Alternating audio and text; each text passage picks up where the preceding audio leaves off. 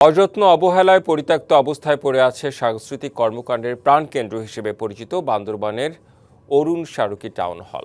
২০২৩ সালে বন্যায় ক্ষতিগ্রস্ত ভবনটির প্রয়োজনীয় সংস্কার হয়নি আজও।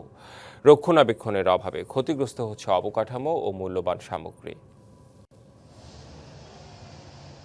বান্দরবনের অন্যতম আধুনিক মিলনায়তন অরুণ শারকি টাউন হল, একসময় যেখানে সাংস্কৃতিক অনুষ্ঠান আর সামাজিক নানা আয়োজন মুখর থাকত পরিবেশ, অযত্ন অবহেলায় আজ সেখানে শুধুই নীরবতা।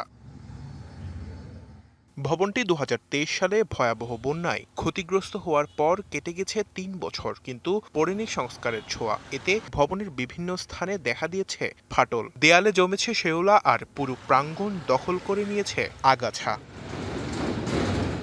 রক্ষণাবেক্ষণের অভাবে অচল হয়ে পড়েছে জেনারেটর, শীতাতপ নিয়ন্ত্রণ ব্যবস্থা ও সাউন্ড সিস্টেম। ধুলোয় ঢেকে গেছে হলরুমের চেয়ার টেবিল সহ অন্যান্য আসবাবপত্র। গত কয়েক বছর ধরে এটা এরকম পরিত্যক্ত অবস্থা পড়ে আছে, যার কারণে আমরা আমাদের সেই আগের জৌলুসটা ফিরে পাচ্ছি না। ভূতের বাড়ির পরিণত হয়েছে, বিভিন্ন ঘাস উঠে গেছে, বিভিন্ন দামি জিনিসগুলোতে এগুলো নষ্ট হয়ে যাচ্ছে। জেলা সাংস্কৃতিক ও সামাজিক কর্মকাণ্ডের প্রাণকেন্দ্র হিসেবে পরিচিত টাউন হলের এমন পরিত্যক্ত অবস্থায় ক্ষোভ বেড়েছে স্থানীয়দের মাঝে। পুরো ভবনটা দেখেন আপনি, মানে শেওলা, তারপরে যে ময়লা আবর্জনা নোংরা, এখানে সংস্কার করতেছে না, কিন্তু এখানে কোনো প্রোগ্রাম হচ্ছে না।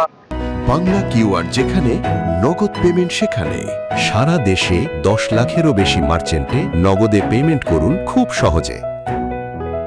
যদি নতুন সরকার এটা নিয়ে নতুন ভাবে চিন্তা করে বা এটাই যদি একটু সংস্কার করে, তাহলে বান্দরবানবাসীর জন্য, বিশেষ করে যারা স্কুল পড়ুয়া, কলেজ পড়ুয়া বাচ্চারা আছে, ওদের জন্য ভালো হইতো। প্রায় ৭.৫ কোটি টাকা ব্যয়ে নির্মিত ভবনটি দ্রুত সংস্কারের কথা জানিয়েছে পার্বত্য চট্টগ্রাম উন্নয়ন বোর্ড। জেলা পরিষদের সাথে চুক্তি করা হয়েছে, বিভিন্ন অংশে যেটা বন্যায় নষ্ট হয়ে গিয়েছে তার সংস্কারের জন্য জেলা পরিষদকে মৌখিকভাবে জানানো হয়েছে।